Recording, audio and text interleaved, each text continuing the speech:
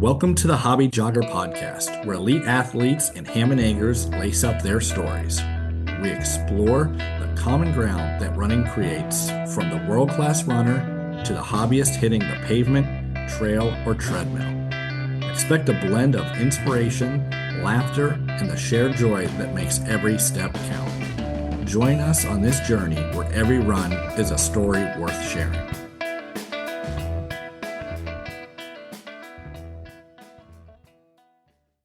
Today's guest is an ultra running legend and the most recent inductee to the Ultra Running Hall of Fame. Connie Gardner is also from my current hometown of Akron, Ohio, a 12-time national champion across 50 miles, 100K, 100 miles, and 24 hours. Connie has conquered over 180 ultras with nearly 100 wins, including 3 JFK 50 titles. She set 37 course records and represented the U.S. on the national team for years. Starting her ultra career at 36, Connie dominated the sport well into her 50s, earning accolades like USATF Ultra Runner of the Year twice. From smashing 24-hour American records to coaching and inspiring others, Connie's journey proves that with determination, anything is possible. Also, please check out Davey Crockett, who runs ultrarunningshistory.com, as well as the Ultra Running Hall of Fame, of which 25 people, including Connie, have been inducted. In this episode, we attempted to record live on location, which we do for the first part of this conversation.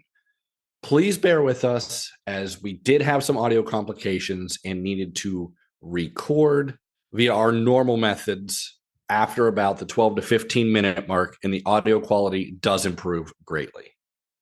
Now let's dive into a couple chapters of Connie's incredible story. Thank you for joining us for this week's episode of The Hobby Jogger. This week's episode is a very special episode. We are doing it, well, it's not live, but it is on location at the Thirsty Dog Brewery in downtown Akron, Ohio. The first time we're trying something where I'm not in the office. I am also joined by a new, very special co-host, a friend of mine, Nikki Niemeyer. Nikki, how are you? Doing great. How are you? Great. Thank you for having us in this awesome brewery. Very historic building, I feel like, that we're in currently, right? Oh, yeah. Mid-1800s. Started as a brewery. It's always been a brewery. Burkhart Brewing. One of the first female-owned breweries in North America. Marguerite Burkhart. Akron history. Always like to get our history lessons in here at the Hobby Jogger. But we have a very special guest today. A very close friend of yours. Yes. Miss Connie Gardner. Connie, how are you? Fine, thank you. Good. Thanks for having us here at the brewery. You also, you help host events here, correct? Oh, yeah. I serve beer. You serve, well, that's an event in itself. Well, you're drinking a 12 Dogs for Christmas, correct? I'm drinking 12 Dogs. So it is 12 Dogs for Christmas? Yeah. Yeah, Christmas is. But many beers. Correct. More than one beer. Thank you. Nikki, what are you having? 12 Dogs of Christmas Ale. I don't think I'm having the leg humper, although that is my favorite beer name here. The neon's. The old leg humper neon, which is awesome. But Connie, thanks for joining us here at the Hobby Jogger. We certainly appreciate your time. You are definitely a local legend of running, not a Strava sense. I doubt you even have Strava. I don't own a watch. Okay, perfect. That's Watch. Just a Oh, I do have a Timex. Timex. I have a Timex that I put on at the track sometimes. No, I usually give it to you. Yeah, she but does. I have it. I bring it to the track. well, that's good. 'Cause Yep. I mean, track workout's important. Yeah. Keep track, but you have been through. I did look at your ultra sign up. You've got a lot of them. How many? You said 180. 180 races and close to 100 wins. Sweet. That's pretty good, huh? Yeah, that's not bad. It's not bad, Connie. Yeah, pretty good, pretty good. And Nikki, you run quite a bit as well. I joined you for some track workouts up there. Our mutual friend Will. Yes. Will who? Will Walmsley. That's right. Yeah, Wikipedia. Wikipedia Walmsley. That's Yeah. good. So you grew up in this area, correct, Connie? Incorrect. Perfect. Right on spot. Okay. Very good. I grew up, elementary school in outside of DC. Okay. And I was born in DC. I think that's kind of cool. Were your Right. parents, like, did they work for the government? My father was he worked for University of Maryland at the time. Okay. He was pretty accomplished like engineer. Yeah. I was hoping like CIA agent or something. Nope. A whole different episode. No, not that cool. But pretty cool though. He's pretty cool. He wrote thermodynamics, gas dynamics, fluid mechanics textbooks. Okay, Isn't that yeah. cool? Is that cool? Sounds cool. I don't know. I what think any it's of these super cool. I are. think fluid mechanics is very cool. Yeah. Right? That's one of us here, I think. It's good. Well, it's cool. It is cool. Okay. Regardless. A little bit over my head, I think. Okay, well, it's over all our heads, but that's what's Yeah, nice yeah. about it. That's what's nice about it. And then moved from DC area to Toledo area, and then high school Columbus, Olentangy, right? Olentangy. Then I graduated from college at UMass. Humans. Yep, ZooMass. And you rode at UMass. I right? was a crew team rowing. Okay. You didn't run in college. Nope, I Nope. rowed. I ran in high school. You ran a marathon in college, though. I ran a marathon in high school. High school. I ran my first marathon was 1981. Yeah. That's crazy, Connie. You've been at the game a long, long time. Correct. You crew. So that's the rowing. Rowing, Yeah. but I was still running marathons. I was sneaking in marathon. I was sneaking a marathon in the fall and the spring, just before season. A couple of times during season, but you can't let them know. You know, Yeah. they frown upon that. And I not good history buff here, but I know when did the first woman run? I forget her name. Oh, Yeah. Catherine Switzer. Thank you for that. I think the more. That was 80s, I want to say. Yeah. See, this is No, that was before then. That was the 70s. But the 70s. first women were not allowed. When I ran my first marathon, women were not in the marathon in the Olympics. If you're running marathons in the early 80s, 81, it's mostly men on the line and you don't have any female role models. Yeah. So you're very odd, very peculiar. So, but I'm okay with that. And then when I got in, 20 years after running marathons, I started doing ultra marathons. And guess what? When I'm running 100-mile races and I'm like a mom in Medina, what am I? I'm very odd, very peculiar. And I'm okay with that. Yeah. I mean, you would have So it's just like I was set up beautifully for it. I had 20 years of marathoning. Right when marathoning and women are doing great in it and it's cool and it's fine and it's acceptable, then I go into the hundreds and it's right then you're like not such a great parent if you're running a 100-mile race every other weekend. Supposedly. yeah. But my kids were at the races. Yeah. I think they had a good time. And they probably had a lot of adventures because we run ultras. They're out in cool places. You're out in the woods of Pennsylvania. You're Yes. out, even if you want to go to the Cuyahoga Valley National Park for the Burning River, like your kids are going to see some stuff. They saw things that most kids don't see. Yeah. And they made friends with runners in the races that are very out there. You know what they're like, and like ultra runners like. And think 20 years ago, ultra running. So I would run these loop courses just so I could check up on my kids every 5 miles, or every mile, or every 10 miles. Yeah. And I would bring a babysitter, and she'd be at the race with me. And I'd run a 10-mile loop, check in. Do you guys need anything? And then run another 10-mile loop, check in. It worked out quite nicely. But while I'm out there running, my kids are like meeting other runners that are coming through. So The best one's Western States. what, Western State? I thought. Yeah. Okay, she's saying Western State. Nikki knows my brother Jim. So it's Uncle Jim, and he doesn't have any children. And I schlepped my kids and babysitter. My babysitter was like another child, so I have like 3 kids, and she's only a couple years older than my oldest. So you have, elementary, middle, and high school girls that I bring out to Western States with me. And that's my crew. And my brother is driving them. My brother has never had a child. He's schlepping my kids, one who's developmentally delayed, the other supposedly gifted. I'm still waiting for her to use it. I'm still waiting for her to use that. No, she's pretty smart, but she uses it in bad ways. And then the babysitter who's trying to deal with this, and my brother's driving them from. I don't have 2 crews, so he's driving. He made it to every aid station that you could get to. Which Yes. with Western states is And he's schlepping a impressive. developmentally delayed, like she was in elementary school at the time. What year was this? I don't know, Early. 2003, 4. So before GPS was Yeah. like well before GPS. Yes. That is a hell of an aid station to get to, that first aid station. Okay. So when I get into that aid station, I'm running in. It's difficult to drive there. It's difficult to run there. Yeah, that I don't. So I've just run a 50K through the mountains. I'm coming from Medina, Ohio. Mm-hmm. You know, and it's pretty tricky. And I'm supposed to be competing. You know, I'm supposed to be like in the race. Yeah. And you get there and it's like, hey, Jim, how's it going? He's like, oh, man. And the kids are like, Uncle Jim cannot drive. He can't drive. We can't make it. You know, it's off. I'm not getting back in that car. You got to get back in the car with Jimbo. You got to get in the car. I'm not getting in the car. He can't drive. He's going to drive us off a mountain. Jim's a good driver. He can do this, you know? And he's like, it's not that bad. And then I leave the aid station. I realize, they didn't really give me anything.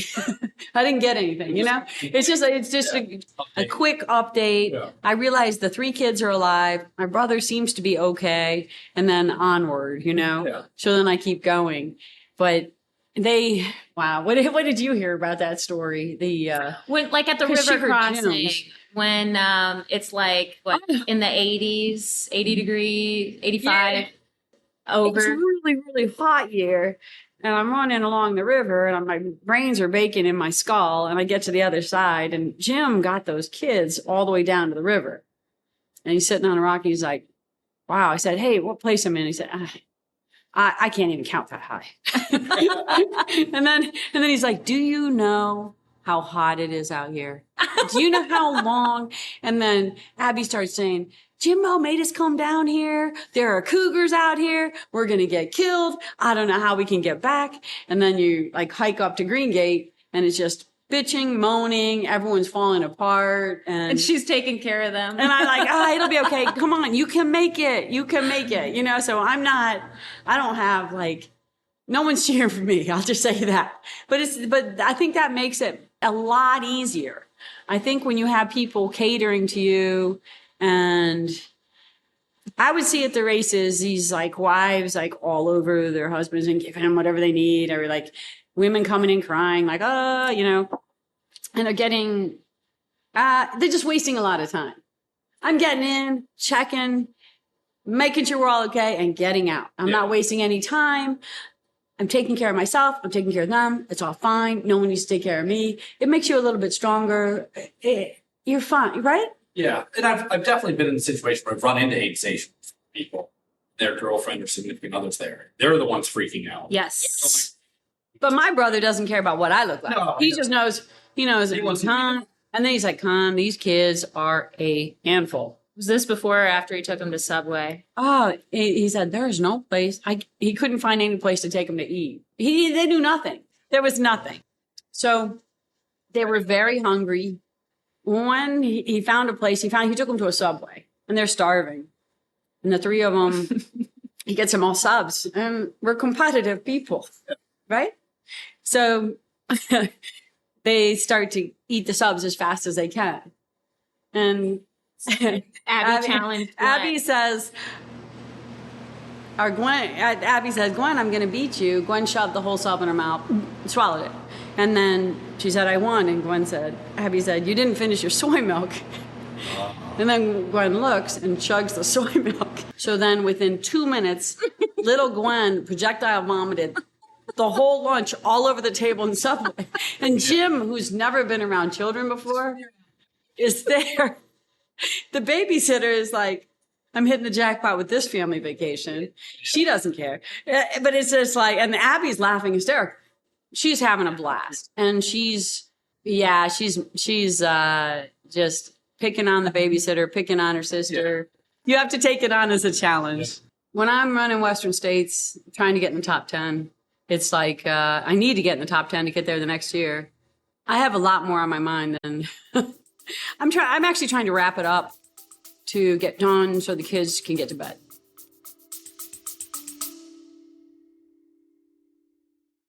Hey folks, if you're loving the stories, tips, and laughs we're dishing out, make sure you don't miss an episode.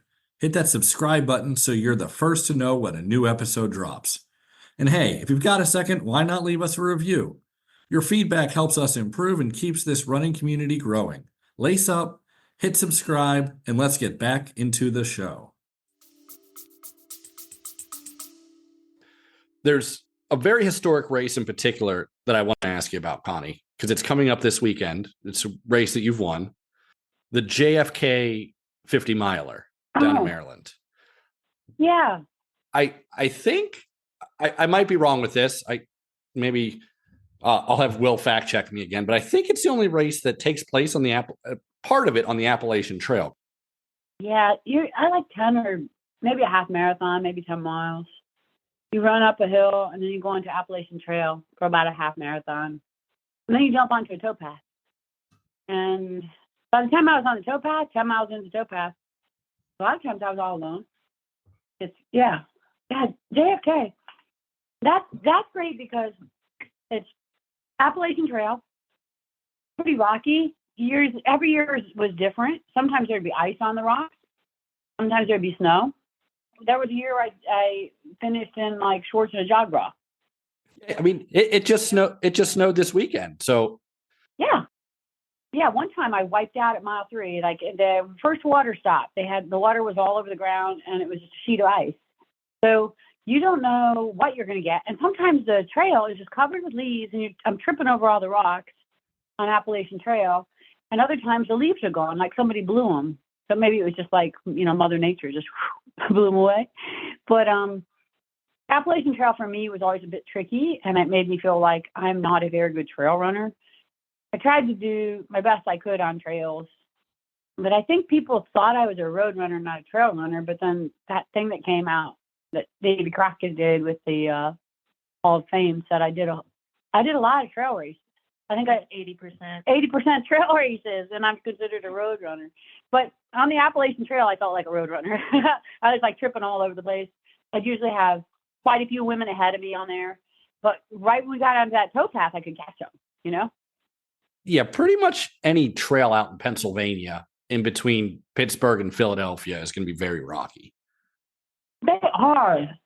I thought Laurel Highlands felt like a 100-miler. I did that a couple times. Yeah, you've won that a couple times as well. The Laurel Highlands 70. Well, it's the full trail. Oh, you won it once, correct? Finished second once? I don't know.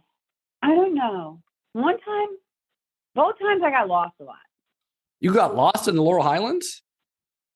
You go over this bridge. There's a bridge that goes over a road. Yeah. And then, the highway. You go over a highway. You go over the Pennsylvania Turnpike. That's it. Okay, that. You go over that. And then I went over it. And then I went straight. And then I went up a hill. Climb. And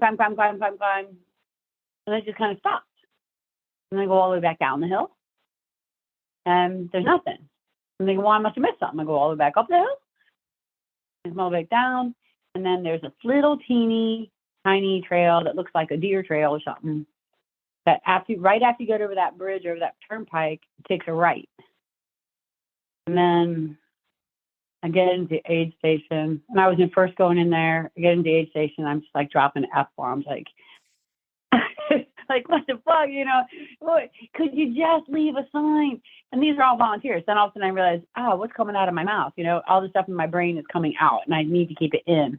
But that's why the race directors are super nice, because when they finished, I said, first thing I say is, you just give me one fucking arrow, like that. Really mean. I was really, really bitchy. And my friend, who's not a runner, starts taking pictures of me as I'm talking to the race director, like giving him advice on how to put on the Laurel Highlands, from my stupid perspective. Afterwards, he shows me the pictures. He's like, you really needed to stop. You shouldn't talk to those guys like that. They're really nice guys, that put it on. And I'm like, I was just talking. I just told him like they needed an arrow. And then he's like, take a look at this. And my veins are like popping out of my neck. And then he said, before we leave, you need to go apologize. Like, that's bad. So I go up and then they're like, hey, no, you can say anything you want for an hour after the race. We don't take anything personally. You're in the heat of the race. Stuff happens. We understand it's not who you are. So fortunately, I vented within like an hour after the race. They said they don't listen to anything anyone has to say right then. And then afterwards, I'm back to normal, like, whew. But Laurel Highlands was pretty funny. But I think I was second once and won it once. I don't know. Yeah, according to the Ultra sign up, you did win in 06 and must have been the wrong turn year in 07. I think the woman that had the previous record stayed ahead. Like, she got ahead of me. I don't think I was able to catch her. Something happened. But one of the years I got caught around the ski resort area, and the other years I got caught up in this, like right after that you cross that highway. Yeah, I do know that they have done a better job marking the ski area, because that is the only part where you come off of like a non-marked, just like the Laurel Highlands Trail. Yeah, where you're running, getting into the groove, and all of a sudden it's like, where are we supposed to go? Like, what are we doing? It's the only part that's not in the woods. Mm-hmm. But I love that. I like the PA trails don't have switchbacks. You're just going straight up and straight down. Somebody at an aid station was really funny. Like, the one year, he's just like, someone goes right behind you. And he's like, you just got to go kamikaze down the hill. I'm thinking, okay. So there's no sense in even trying. Like, I'm going to trip no matter what. Might as well trip fast. Just let myself go. And I just like flew down the hill. And it was so much fun. It was really, really exciting. I could not do that now. I just remember trying to go as fast as I could on the downs, letting my legs go and staying as strong as I could in the ups. And then when I was going as fast as I could down, there are these few guys out there that they pass me on every single down when I'm doing my best. And I'm just thinking, sheesh. But I would catch them on the ups. But it's for PA trails are hard just because of that. No switchbacks, a lot of rocks, a lot of roots. You got to pick up your feet, and you can't be afraid of falling. You just have to go for it. You have to go for it, if you want to get a fast time. Yeah, I was pretty beat up and bloody after last year's 50K at Laurel Highlands. It is, yeah. I think that's the way it's supposed to go. Yeah, it was kind of embarrassing because we were finished, and my mom comes out to that race because it's like it's right by her house, and my shoulders bleeding. I think I might have hit my head, my knees bloody, and here she comes with ice packs to put on. It's like, come on, Mom, I'm a trail runner. I'm supposed to be tougher than an ice pack. That's hilarious. Little baggies of ice. Yeah, but thanks to Mom for putting some ice on me. It did feel much better, so I certainly appreciate that. That I would. Laurel Highlands is a good one, though. And then Buckeye Trail 50K, when I was really trying to compete, it was just like a free race. So you didn't pay anything. You signed a clipboard. You started in Brecksville. You ran to Peninsula, turned around, ran back, all Buckeye Trail. It was like 34 miles. You finished, and you wrote down your time on the clipboard and went home. That's what Buckeye Trail 50K was for a while. And it's really cool. That is old school cool right there. Write your name down on a clipboard, go home, and wait and see what happens. Now, Buckeye Trail, that's a local race with a lot of history to it. It's 30 years they've run that race? Yeah, we've had ultra runners here for a long time. We've had ultra runners in our community for a very long time. Yeah, I mean, I think a lot of people, when we go, like when we travel out of town, a lot of people are very surprised that Akron, one, that we have hills. They're like shocked that we have actual hills to run up and down, that, some are even steep a little bit. But a lot of people are surprised that we have such a running community here. And you were, I guess, one of the founders of that community, correct? Because it probably wasn't very big back when you started ultra running. It was a good size. Roby Black. There were guys that were 10, 15 years ahead of me. Oh, okay. There were some guys that were out there running the Buckeye Trail when the Buckeye Trail was, more before it was groomed and everything. There were guys that were doing it. And then there was a Saturday group that started up. The old guys there, somehow the Godales found out about it, and they started showing up, Mark and Steve. And so Steve's run every single Buckeye Trail 50K. Mm-hmm. Ron Ross from Medina has run every 50K there. there are a few guys that have been doing that Buckeye Trail 50K for 30 years, 30-something years. And I think that's pretty interesting. So I was a good 10 years after him. It's fun. But we have when I was 10 years into this sport, my brother calls me up from Arizona and he's like, "Hey, Con, do you realize you have a lot of national championships, champions within 5 miles of you?" I'm like, "Yeah, we run every Saturday. We all run every Saturday. We love each other and hate each other every Saturday." But we had, it's not like one or two that had won a national championship. We had a pack. Our running community, if you want to focus on a 5K, a track race, 5K, 10K track road, marathon, ultra, 100-mile, 6-day, you have in this Akron area, you could, I don't know how big of a group. What do you think? And that's why Nikki moved here. That's why I moved here. It's the running community. It's the community, and we have all terrains, and that's why you started to bring up JFK when you said that. It's I thought that was the ultimate race because it was Appalachian Trail, towpath trail, road, rolling hills on road. So you have to be decent at all surfaces, and that's what I always try to do. Be the best I could at roads, best I could at trail, best I could at track. All distances, all surfaces. And I didn't want to focus on one or the other. I wanted to focus on all of them. I just think it's kind of cool to be able to, be fast at all the different things. And then if you look, so now, look at Walmsley. It's he can do it. He can do it. He's 100 times better than I ever could be, but he does it. He's mastering all the distances and all the terrains. I mean, look at his marathon time. Look at his 100-mile time. Yeah, marathon on roads. And look at his half marathon time. It's insane. That somebody can do that and do the 100K on roads and do the Western States as fast as he does it and do, UTMB. It's I think that's the ultimate ultramarathoner, and that's somebody that really appreciates the sport.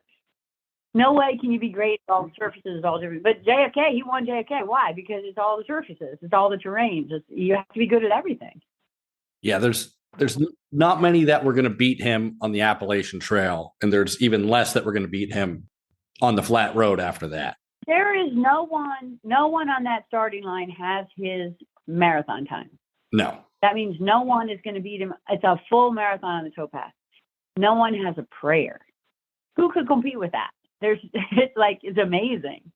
Those are the runners that I just really appreciate, really admire. And I'm thinking, he gets it. I think he's got to be having fun.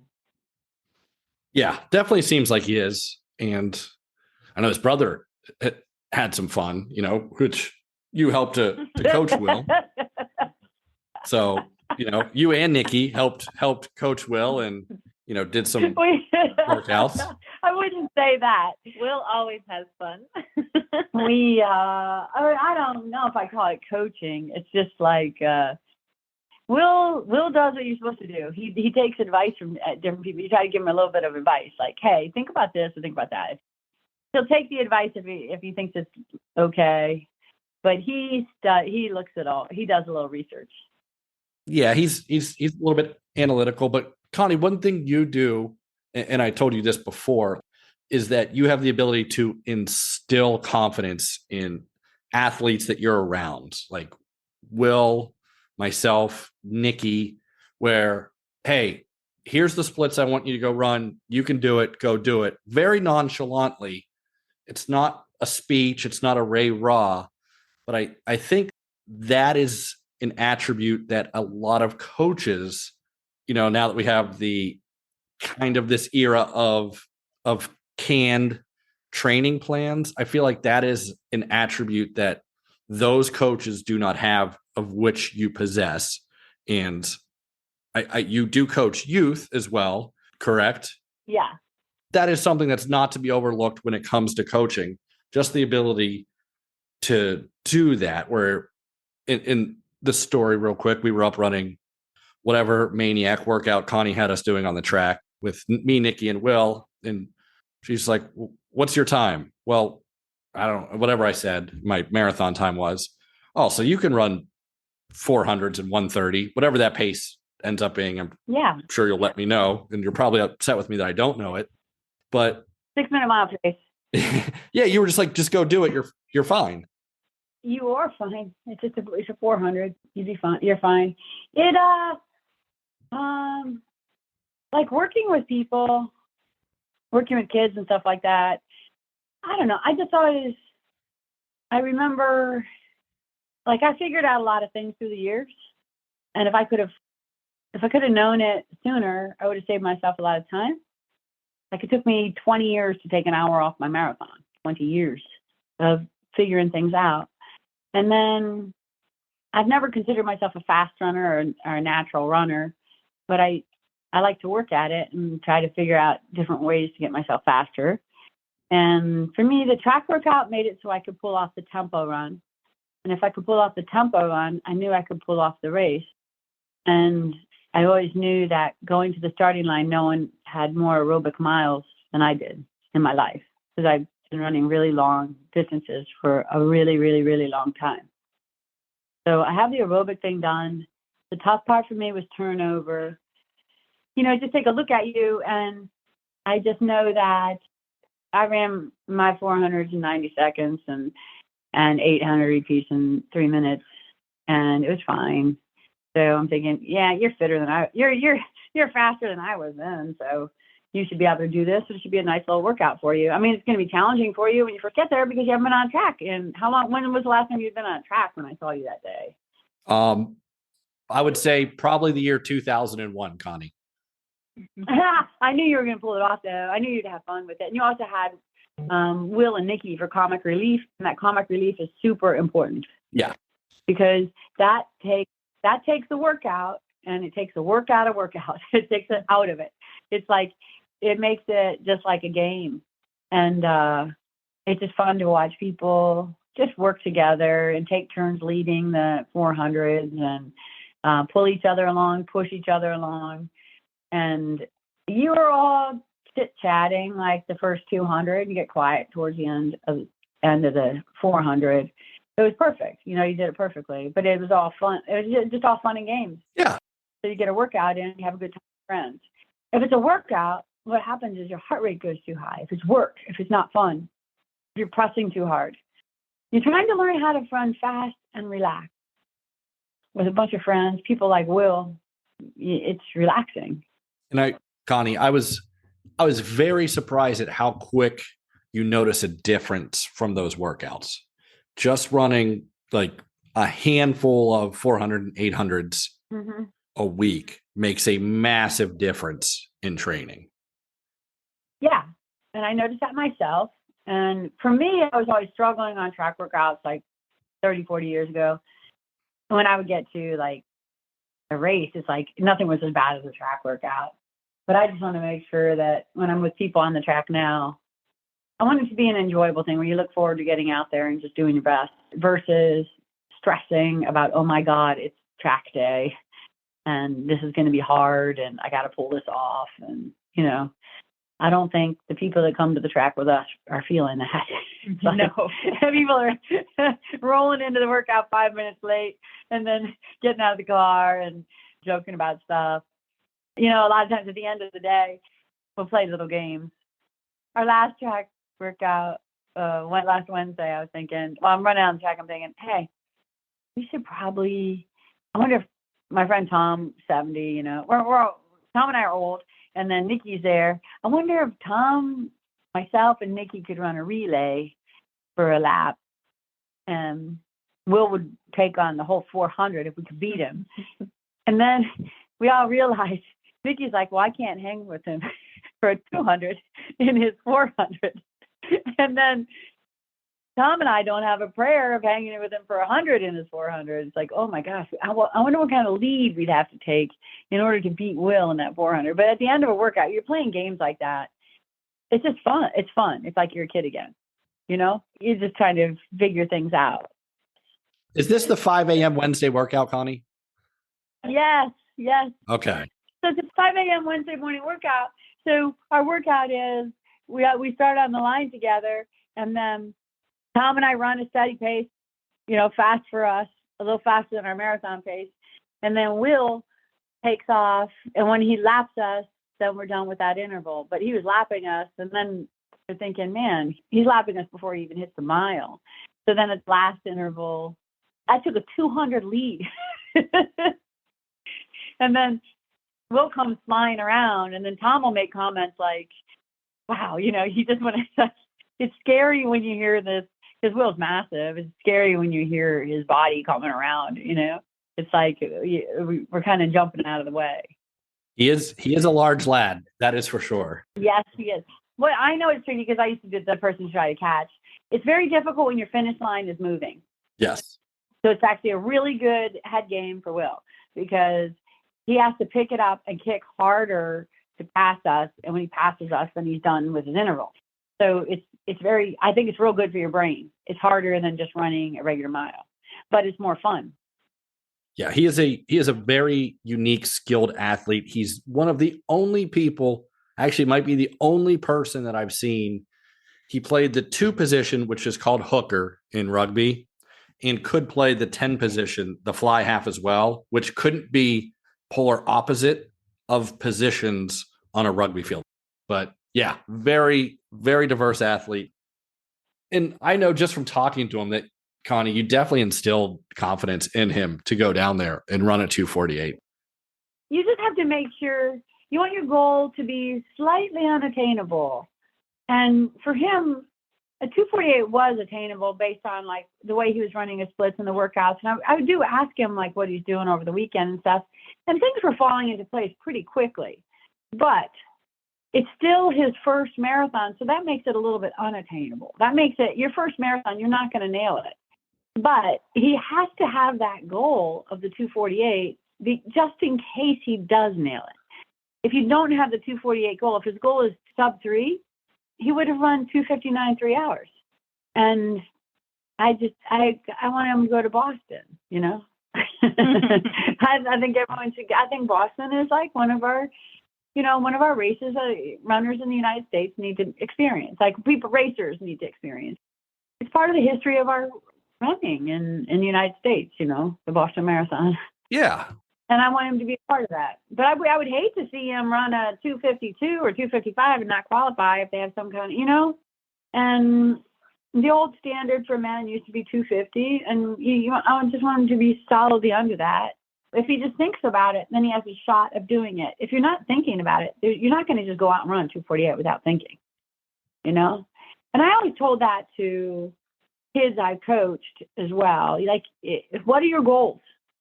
And then if they said, I'd like to run under 18 minutes, you never make that your goal. You always make the goal what you're going to run. If you say under 18, you're going to hit 18. And that's just the way the brain works. It's awful. So if you want to get under 18, you have to think, I'm going to run a 17:30. You know, that's under 18. But if you think under 18, you will hit 18 every time. You can't put that in your brain. You have to make the goal just a little bit more. With that first American record attempt, if the American record is 145, why? That's the stupidest thing I could have done was run 145 miles. The race that I did it in, the race director was a little shady and stuff and whatever. I didn't get it, but he said I didn't get it, but witnesses said I did. But it's like, it wouldn't have even been a problem if I would have I should have made my mark 150 then, or 148. What's the difference between 145 and 150 miles? It's running, yeah, you can run a 10K an hour, 6.2 miles an hour, or you can run 6.4 miles an hour. You know, it's like that. That's nothing. No. I should have had a better goal. Yeah, but I think that's just another, like, I guess, feather in your hat of a very long career that you've had, Connie, from running to now coaching, you know, coaching, guiding, giving expert advice. And that has all led to now you being inducted into the Ultra Running Hall of Fame, which Nikki was kind enough to share the article with me. Thank you for that, Nikki. Yes, of course. That's quite an accomplishment. Just going over your ultra runner sign up, you know, very justified. And, you know, it's quite an honor to be able to have you even give me advice like that. Someone that's now in the Hall of Fame and a big part of our sport locally. So What does that feel like, all those years of hard work and, running around to these races that, to get all of that acknowledged in the Hall of Fame? I certainly didn't set out to be in the Hall of Fame, because when I started running ultras, there wasn't one. But being in the Hall of Fame now is nice because, I'm old. That racing career is done. And it's nice that someone acknowledged like everything I did. A lot of people say I must have like a real strong work ethic or blah, that kind of thing. Like it was a lot of work to get there. It's not. I love running. I love running. And then I realized right away, like I know what's going on. Like I know that when you enjoy it and you're relaxed, you can run fast and relaxed, and that's the key. And then I want to check and see, is this really what it is? Is this what it's all about? So I've been coaching for a long time because I'm old. So it's like 20, 30 years, 40, I don't know, different kids, different teams. And it's probably more challenging and more fun to convince someone else that they can get their body to do this. It was really fun for me to try to wrap my brain around something and convince myself that I could do this in that time, this distance, that time, and what it takes and what the paces needs to be and mastering paces. And it's just like, it's a fun game, and it's not work at all. And when we live where we do now, we can always find a track group. We can always find a 20-mile Saturday run group here. And these groups are a bunch of characters, and people are pretty fun, and you meet good friends, and you want people to love running, because I got a lot out of it. When I coach kids, when I coach people, I want them to have the same experience as I did, because I love my experiences. I loved going to state and high school track. I loved cross country, like when we would sweep races, 1, 2, 3, 4, 5, and we had 5 girls on our team, and we all did it together. And I loved pulling certain things off, and the idea of being on a podium at a big race with your friends in high school. So when I coach high school, I want all those girls to be on the podium together. I don't want just one to win state. I want a team to go. I want everybody to get that experience, because you never forget it. It's kind of fun. I think it's very, very fun. And then going to different races as I got older, I wasn't in it for being on any kind of podium or that sort of thing. I was in it just I would see a course, like Laurel Highlands, and I'd see people's times. I think I would check out their times on different courses, and I think, okay, if they did that, I should be able to do this. And how can I do that? And then you just go try to put it all together. It's just a really, really fun game. Yeah, it is a game, and it's one of the reasons it's just been fun for me to try and figure out. And, anytime that you have someone around like you, Connie, that can answer questions and give insight, and it definitely advances you much quicker than just going out and trying to figure it out on your own when you have to wait 3 or 4 months between races. And that's a lot of time. If you need 10 races to figure something out, like you're talking about a lot of time. Yeah. Yeah. And like I say, it took me 20 years to figure out a marathon, and I still wasn't pleased with it. I mean, it's like, it's fun to try to figure things out. And the best way to do it is talk to a bunch of different people and find out their experiences and find out what their best race was and where it was and why was that and what did you do right. It's all pretty interesting. It is. And it's a great game. It's going to remain a game always for me. Obviously, I'm not, not competitive. I am competitive with myself to try and get better, because it is a problem to try and solve. And that is what is fun to me. But Connie, I wanted to thank you. Nikki, I want to thank you for helping us get all this set up. Oh, thank you. I just want to thank you guys so much. Thanks to Thirsty Dog for hosting the original taping of this that maybe didn't go so well. We had to re-record a bit. Well, the recording didn't go well, but the evening went well, didn't it? Yeah. Oh, the evening was great. We got a tour of the brewery, which is awesome. Probably haunted. I imagine haunted. For sure haunted. Friendly ghosts, though. Friendly beer ghosts. And Yes. real quick, where can we find the both of you on the internet? You mean like Social media? Yep, social media. I'm on Facebook. I have Instagram. I'm on Facebook more than Instagram. Well, I do see. I'm watching a video right now of it's under Connie Gardner, Yes, that's it. and Connie is drinking a beer in a Thirsty Dog tank top, a skirt on. I'm imagine going to run after drinking this beer. That's the Thirsty Dog Racing Team. And Nikki, where can our listeners find you as well? I'm on Instagram, Niemeyer Nikki. Niemeyer is spelled weird, but they could find it if they really want. What am I on? What am I on You're Instagram? Connie Gardner. That's Instagram. I made that for you. Way to go. And also, Nikki, you do run the Thirsty Dog Brewing social media, correct? Yes, follow Thirsty Dog Brewing. There's a Thirsty Dog Beer Instagram that we can't access and we can't delete. So just ignore that one. It's the Thirsty Dog Brewing Instagram. Let me see if I'm following the right one. Yes, I believe. Yes, I am. Joggers and loggers will come back in the spring. Do a lot of running stuff with the brewery. Joggers and loggers. I look forward to that, and I look forward to this episode coming out and seeing how Rob and David put it together, how they piece it together. Yeah. So Good luck. Good luck. I'm actually really glad we met at the brewery, even if that part doesn't work out all the way. That was really nice. We had Yeah. a good time. it was fun. Hey, anytime you're at the brewery, let me know. It is one of my favorite breweries that I've ever been to, and Thank you. such a cool place. A lot of history there. Been around a long time, and beer's excellent. So yeah, awesome place. Thank you guys so much. We appreciate it. Thank Thank you. Thanks for tuning in to another episode of The Hobby Jogger. We hope you've enjoyed our conversation today. And if you liked what you heard, don't forget to subscribe and leave a review on your favorite podcast platform. Your support keeps us moving forward. Until next time, keep those feet moving and enjoy the miles.